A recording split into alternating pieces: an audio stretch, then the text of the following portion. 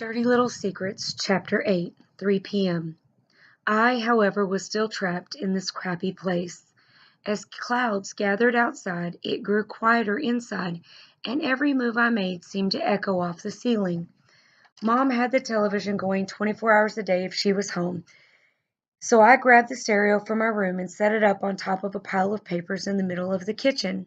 Filling the house with sound helped make it feel a little less lonely and made this crazy project seem a little less futile. Music to decontaminate by. After I suited up in my orange rubber gloves, I stood near the sink and tried to figure out where to start in what used to be a functional kitchen. That was always the problem when you were standing in an endless pile of garbage. Where to start? Regular people might leave their dirty dishes in the sink for a few hours or even a day until someone got around to washing them and putting them in the dishwasher. Once the dishwasher broke down and the plumbing backed up, our dishes sat in the sink and on the counter for years. Actual years.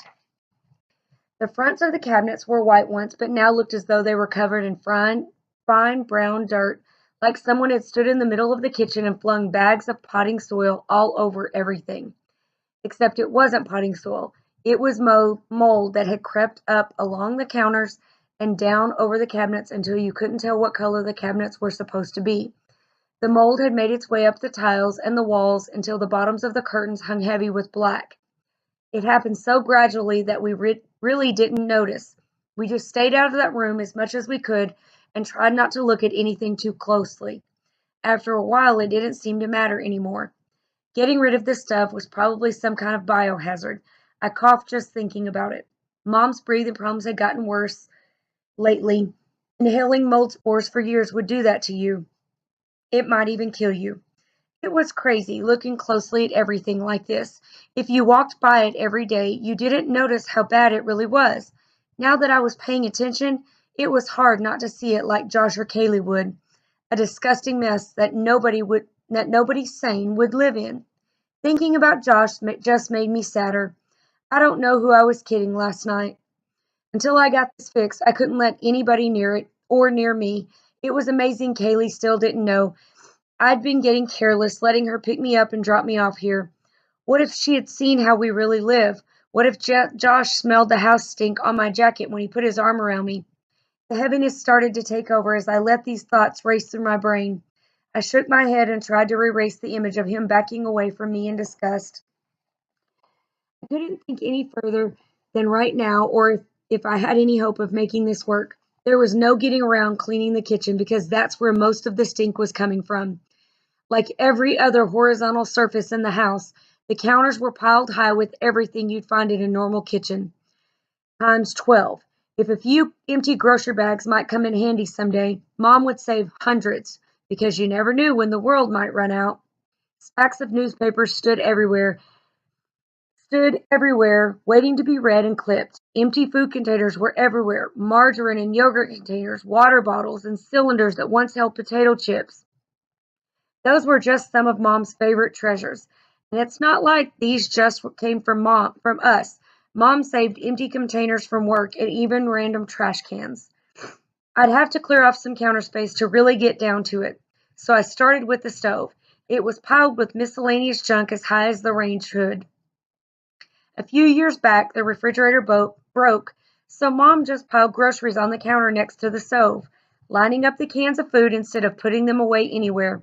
This would probably have been okay if she had only bought things in cans, but I was pretty sure she had stashed things like lunch meat and fruit here too, with the idea that as long as it was visible, we'd eat it quickly enough. In order to reach the stove, I'd have to make a new pathway through the piles of stuff that littered the kitchen floor. I couldn't get the trash can in here, which meant my only option was to grab a trash bag and shove it that I could find. Most of the stuff in here was so destroyed by mold, I didn't bother wondering what was in the bags or boxes. It was better not to think about it, particularly if something was soggy or leaking or smelled so bad my gag reflex kicked in. I grabbed a can of green beans from the counter beside the stove. It had an expiration date that was 2 years earlier, and that was probably one of the newer cans in her collection. I started to load a bag with all the canned food, but realized that the cans would make the bag really heavy fast. I decided to leave the rest of them on the counter. Once everything else was cleaned up, a bunch of cans sitting on a counter wouldn't look as weird. Maybe the paramedics would think she had just gotten home from grocery shopping. With one hand, I held the trash bag against the stove, and with the other, I swept the containers, plastic bags, cups, and old food packages off the top. A few things missed the bag and bounced on the floor. I found not one, not two, but three big margarine containers full of those little plastic clips that come on bread packages. It only took one trash bag to clear most of the stove and uncover the burners. Real safe to have things piled on top of something that actually makes fire all these years, but it didn't seem to have worried Mom. On a hunch, I turned the knob for the burner, thinking that, like everything in this house, it wouldn't work. But to my surprise, it clicked, and with a small whoosh, burst into a bright blue flame. Maybe I could start cooking in here one day, if I could get the memory of the old kitchen smell out of my brain. Once Phil moved back, I'd make meals for the two of us. I'd have to start watching the Food Network to get some ideas. Maybe I could even have people over for dinner. I could learn to make complicated casseroles and fancy appetizers. Working up my way from the stove toward the sink, I cleared the counters pretty quickly. There were a few things that might have been worth keeping, but I had to just close my eyes and toss them in the garbage. Mom had three thermoses sitting next to the sink, and I could have saved them for the Salvation Army, but the thought of having some poor, unsuspecting worker actually opening one of the jars and encountering some sort of festering, mummified stew was just too cruel. In the bag they went. Open Diet Pepsi cans that were full of something that was probably liquid once, but had through the wonders of science turned solid, in the bag. A shoebox full of bottle caps, in the bag. A plastic grocery bag full of some gelatinous brown goo that was probably produce at one point, definitely in the bag. All the hard work made me forget about the cold wind that blew through the open windows. That and the rapid progress I was making toward the sink. Under a pile of plastic bags on the counter, I found a white dish strainer complete with dishes that had been clean once upon a time. I reached in and stroked the Underdog glass that had been the only cup I would drink from when I was little. Holding it in my hand was like discovering an old friend that I thought was gone forever. Underdog still looked great, his arms raised as he took off for parts unknown. Maybe that's what I'd liked about him. He was always ready to go somewhere new. For the first time in more than an hour, I stopped working and carefully wiped the glass with the bottom of my shirt to remove any traces of mold. I took the rest of the dishes out of the drainer and tossed them into the garbage bag. Aside from the Underdog glass, there was nothing here I was ever going to use again. Grabbed a coffee cup that had world's greatest mom printed on it in flowery pink letters. I could still see traces of lipstick around the edge and could picture it sitting on the side of the bathroom sink full of coffee as she got ready for work. Mornings were the best time for talking to her. When I was a little kid, I'd sit on the fuzzy pink toilet lid and watch Mom as she did her hair with the curling iron and put on her makeup. She'd ask about my second grade teacher, Mrs. Davis, and I'd usually tell her about something rotten Phil had done. If I was lucky, she'd spray some of her perfume in the air and let me walk through it so I could smell like her for the rest of the day.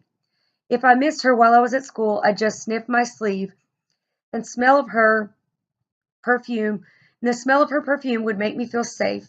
I didn't remember very much about being little, but I knew once upon a time Mom might have deserved the world's greatest mom mug.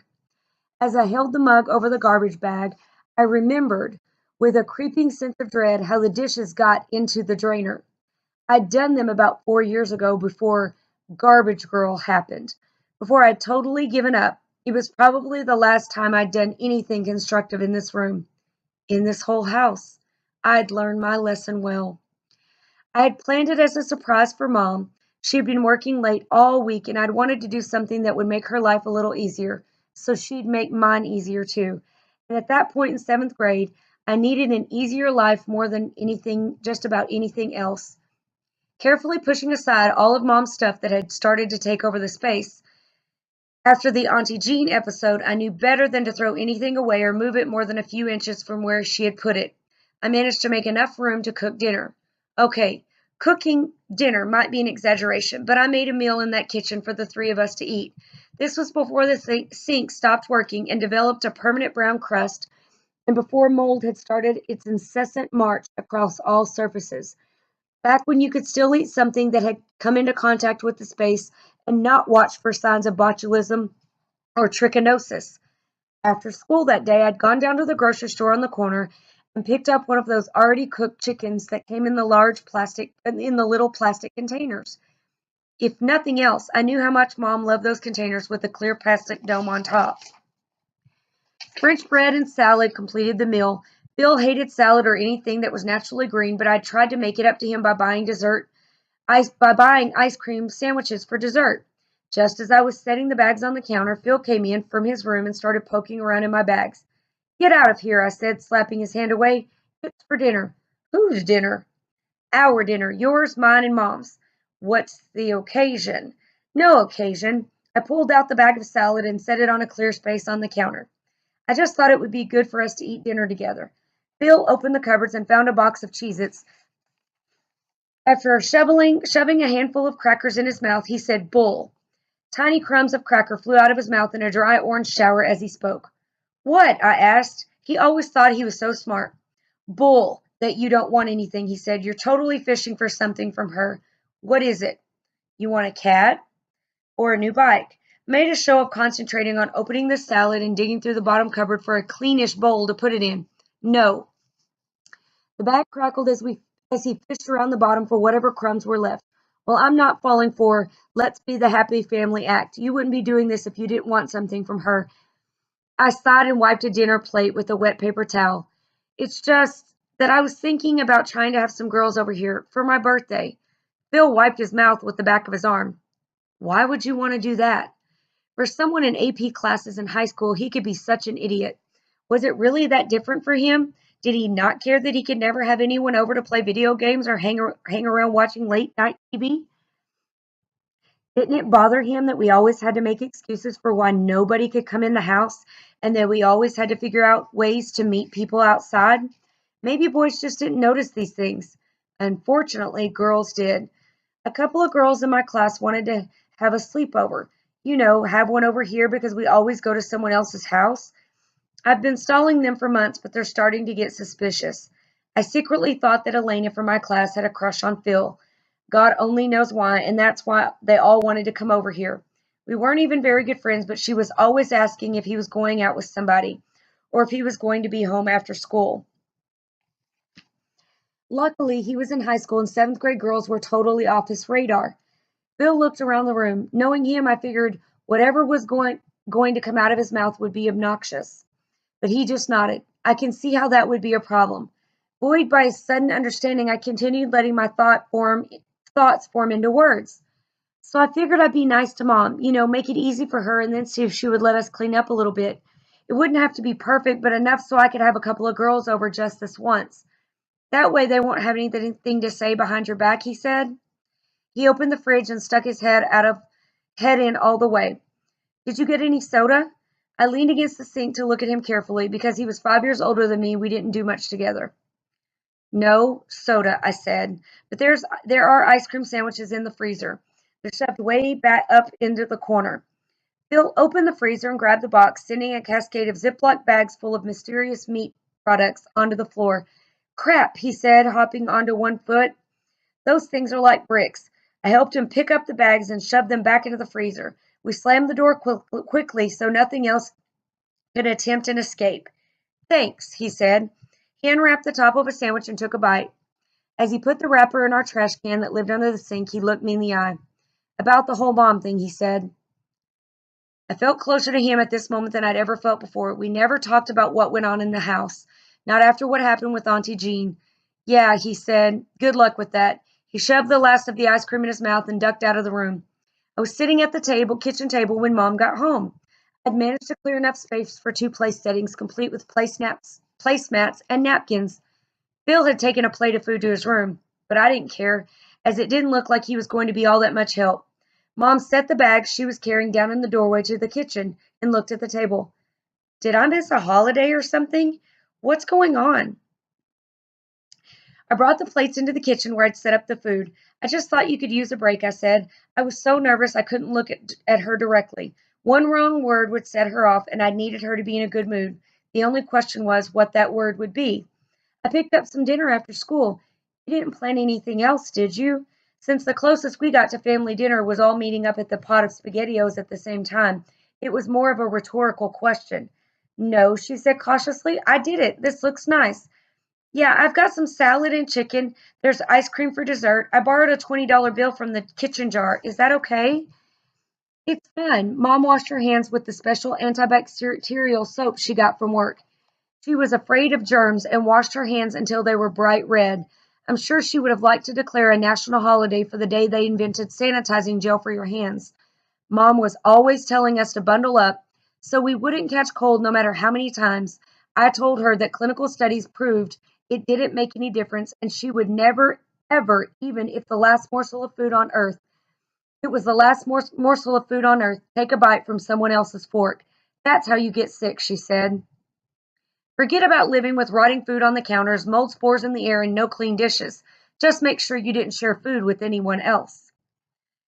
We filled our plates and took them to the kitchen table, eating in awkward silence. My stomach was in knots, even though I'd spent a lot of time thinking about the food. I could barely eat it. Mom spoke first. So, how was your day? Fine. How was yours? It was good. She wiped her mouth with her napkin. I watched her as we ate. Mom looked over at the bags she had dropped in the hallway and her eyes lit up with excitement. Oh, I stopped by Thrift Town after work and they were having a blue tag sale on books. Everything was a quarter, so I got some great hardbacks practically free. I thought about the 4 bookcases. We already had stuff full of Mom's bargain books that none of us had ever read. Where are you going to put them? I asked tentatively. I kept my eyes firmly on the rapidly cooling chicken on my plate. Oh, I don't know. I'll find somewhere, she said. Some of them I bought for other people. There was one called Mexico on $5 a day that I'll give to Sarah for her trip next summer. It's from 1989, but I'm sure most of the information is still the same. I took a deep breath. Here was my opening, and if I didn't take it now, I might not get another one. Dinner was coming to an end, and I knew after that, Mom would retire to the recliner to watch TV for the rest of the night while Phil and I stayed barricaded in our rooms. About finding places for stuff, I said slowly. I glanced up quickly to see her expression, but she was happily cutting up chicken on her plate. I was wondering if we could do some straightening up around here this weekend. Mom chewed and nodded slightly. We could probably do that, she said between bites. You know, I've been organizing the drawers in the coffee table. There was so much good stuff in there, you wouldn't believe it. Maybe she would understand after all. Well, I was thinking about more than just the coffee table, I said. I could hear myself starting to talk more quickly. Once the words were out, I wouldn't be able to take them back again, so I just had to move forward, like taking a Band-Aid off in one quick motion. I was thinking we could take some of the newspapers and magazines to the recycling center and go through some of the stuff that's starting to pile up in the living room. Mom's chewing slowed. I don't know about that, she said. She glanced down the hallway with a worried look. I haven't had a chance to go through all the newspapers yet. There might be something in there I really need, and if we just toss them all, I might miss it. And stuff is not starting to pile up in the living room. I know where everything is, and it's all very necessary. I have my quilting supplies for when I start quilting again, and there are the clothes I'm sorting through for the charity drive at church. There is such a thing as the internet, Mom. I could hear sarcasm creeping into my voice, but I couldn't stop it. I could feel her pushing back, and I wasn't ready to give up yet. You can pretty much find everything you need there. You know, you don't have to save all these papers. Well, Miss Smarty Pants, she said, how do I know what I'm looking for if I haven't read about it yet? She put her fork down on her plate with a loud clatter. You haven't been talking to Aunt Jean, have you? I knew she wouldn't mind her own business. She's just jealous about all my treasures. I was losing control of this situation quickly and had to pull it back if there was ever going to be a chance to look normal to Elena and the girls. No, I would never talk to Auntie Jean. We promised we wouldn't. My stomach was beginning to churn, but I got up from my chair and put my arms around her to try to get her back on my side. It's just that some girls want to come for a sleepover, you know, for my birthday, and I thought, you thought I was an embarrassment. Is that it? Her eyes were red around the corners, and I could see she was going to start crying. She shrugged my arm off. I'll have you know I work hard for this family just to keep us afloat. No thanks to your deadbeat father. I'm killing myself to keep a roof over all our heads. Maybe other mothers have time to keep their houses spotless because they don't have to work 12-hour days and then come home to ungrateful children who can't manage to pick up after themselves. She slid her chair back with such force it banged into the sliding glass door. I don't need to come home to this kind of pressure, Lucy Ann Tompkins. Tears were rolling down her face, and she wasn't doing anything to stop them. If I'm not good enough for your snotty little girlfriends, then maybe you should find some place else to live. Maybe I will, I said quietly, staring into my napkin. I knew that was like throwing water on a grease fire, but I couldn't help myself. I was so tired of pretending, of not being good enough. She inhaled sharply and put all four legs of the chair back on the ground. You think so, do you? She said evenly. And where would you go? Hmm? Who in the world is going to want an arrogant, whiny, good-for-nothing 12-year-old baby? Your father? She laughed. You really think he wants you ruining his life? His perfect little girlfriend wouldn't let you in their house for 1 minute. I could feel my cheeks burning. Auntie Jean would take me, I said. She always said she would help us if we needed it. Jean, Mom said with a scorn in her voice. How often have you heard from Aunt Jean? She took a deep, labored breath. You really think she's going to take you in? Trust me, she doesn't want anything to do with us. Face it, Lucy, I'm all you've got left, so you'd better get used to it. Her face was flushed and she coughed twice. I'll run away, I said, staring her down. Anywhere would be better than here. Fine, she said, her voice raspy. She coughed and then held sharply with a gasp. Her breath rattled in her chest as she tried and failed to fill her lungs with air. Mom's arms started flailing and her eyes grew wide with panic as the oxygen failed to come. Inhaler, she mouthed, pointing to her purse on the floor by the doorway. Phil! I screamed as I dove for her purse. I'd seen Mom's asthma act up before, but I'd never seen an attack this sudden or severe. I tore through the contents and found the inhaler sitting at the bottom. I shook it as I raced back to her place at the table where she grabbed for it like a lifeline. Phil standing uselessly wide-eyed next to her. After a couple of hits, her breathing was ragged but successful, and the wild panic in her eyes was replaced by weariness. I stood next to her chair, not knowing what to do next. The feelings of hate mixed with guilt for almost killing her. Several long minutes passed as she gained control of her breathing, and I held mine, remembering the words that hung between us. Mom took one last hit on her inhaler and put it in her pocket. She held her hand out to me, and I helped her out of her chair, her legs shaking. She braced herself on the table before letting go and testing her balance. Her shoulders squared as she stood up and looked me in the eye. You do what you want, she said and paused for breath, but I won't be an outcast in my own home. She took a couple of shallow breaths again. If you walk out that door, you'd better be able to make it on your own because you won't be welcome back here. She took a few shaky steps out of the kitchen and down the hallway, slamming the door to her room so hard the windows rattled. I didn't cry or get upset like I usually did. I just felt a numbness that started in my chest and flowed outward with a strange kind of peace. Slowly and carefully, I picked up our plates and carried them both to the sink. At least now I knew what was possible, and I'd never ask her again. I'd started marking down the days on the calendar until I could move out on my own and keep my house the way I wanted and have people over whenever I wanted. It seemed like forever, but what else was I going to do? That went well, Phil said, grabbing a dish towel from the drawer next to the sink as I ran water for the dishes. Anyone walking by probably thought so too. Thanks for your support, I said. She almost died out here, you know. If it hadn't been for her inhaler. She'll be fine. Probably sleep until tomorrow anyway, he said. I could have told you not to bother. He grabbed a couple of plates that were in the drainer and started slowly rubbing them in circles with the towel. We didn't speak for several long moments. I could feel hot tears beginning to form behind my eyelids as I ran the argument over in my head. She always said it was our fault, that Phil and I couldn't pick up after ourselves, and that's why this place was such a mess. If I ever left so much as one shoe in the hallway, she'd scream and yell like I was the one who'd stacked up piles of crap in the middle of the living room that were so high you couldn't see around them. You know, it wasn't always like this, Phil finally said. He was talking quietly, and I could almost hear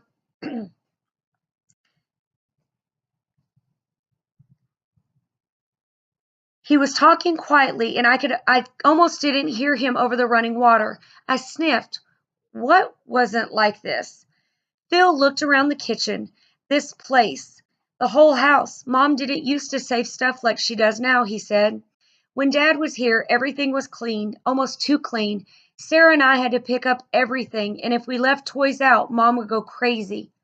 So Dad was a neat freak? I was almost afraid to say anything in case he stopped talking. No, that's the weird thing. Dad wasn't a slob or anything. He was just regular.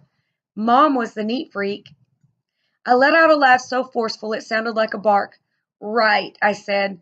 Look around, Phil. Mom is the opposite of a neat freak. She's more like some kind of garbage freak. Phil shook his head. Seriously, the whole house was spotless all the time. Mom vacuumed and dusted like every day. She used to say that everything in this house had its place and it was our job to make sure it got back there. He laughed. She had this thing about vacuuming. All the lines had to be going in the same direction when you were done, and if you made footprints in the freshly vacuumed carpet, she made you do it again. I looked around at the piles of stuff that hadn't been touched in years. I don't remember any of that, I said. He shrugged. I guess you were too little. He stopped and looked around too. It didn't start to get bad until after Dad left. He cleared his throat. Anyway, we only have to deal with it until we move out. Then she can bury herself in it for all I care. I turned back to the dishes. Easy for you to say, I said. You've only got another year. The thought of being alone with Mom in this house made me nauseous. It seemed like Sarah had always had her own apartment and was more like a distant, bossy relative than a real sister. But I wasn't sure I could do it without Phil, even though most of the time he was no help at all. It was just having someone around who understood, even a little bit, what it was like. We weren't one of those families that went around talking about their feelings all the time, but I was sure Phil knew what I was thinking. It's not that long, he said, and besides, I'll probably go someplace close by so I can come and visit all the time. And you can come and stay with me sometimes. He bumped me with his hip. It was probably the closest thing to a hug I'd ever gotten from him. It's going to be fine. You'll see. Just then the phone rang, and he ran to get it. I could tell it was a girl by the way his voice got softer, and he stretched the cord as far as he could into the dining room. I picked the last dish up out of the sink. It was the pink World's Greatest Mom cup that she always used for her morning coffee. I stabbed at it with the sponge and tossed it into the drainer without even rinsing it. Maybe I'd get lucky and she'd be right about the germs.